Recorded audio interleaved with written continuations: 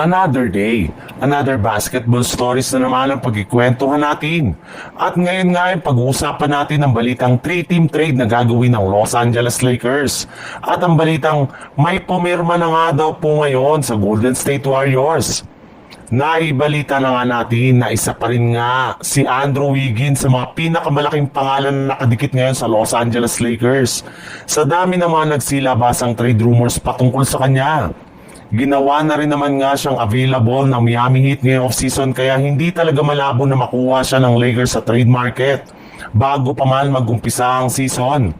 Ayon pa nga sa ilang mga fans, maaari nga daw gamitin ni Rob Pelinka si Rui Hachimura upang makuha nila ito mula sa Miami Heat.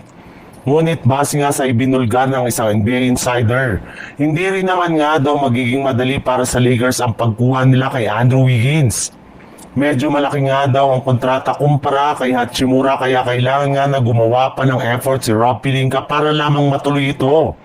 At isa nga sa mga paraan upang maisakatuparan nila ang trade ni Wiggins ay kung maghahanap sila ng isa pang bagong team na tutulong sa kanila ng Miami Heat na makagawa ng isang 3-team trade sa mga susunod na linggo.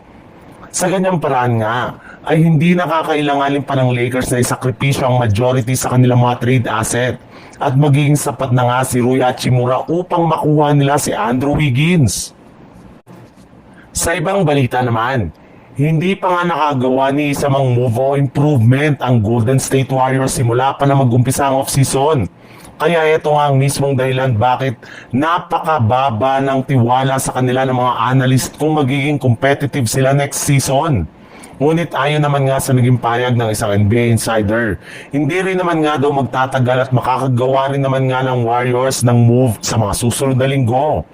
At eto nga yung pagpirma nila ng bagong contract extension sa kanilang player na si Gary Payton II na isa pa rin ng restricted free agent. Mismong si Stephen Curry na nga daw ang pumilit sa front office ng Golden State Warriors na panatilihin at bigyan nila ng kontrata si Gary Payton II since kailangan din nga ito ng kanilang lineup next season. Isa rin naman nga si Gary Payton II sa mga dahilan bakit mahigpit pa rin ng depensa ng Golden State Warriors ngayon. Hindi nga nila afford na mawala ito ngayong off-season. Napakalaki nga ng impact nito sa kanilang team sa ibinibigay niyang enerhiya sa kanilang mga laro gamit ang kanyang mga ginagawang mga hustle plays katulad na lang ng kanyang mga defensive stops at mga makukuha niyang offensive rebounds na makapagbibigay sa kanila ng momentum. At base nga sa kalalabas pa lang na balita ng isang NBA insider, pumirma nga daw si Gary Payton II sa team ng 1-year veteran minimum contract ngayong araw.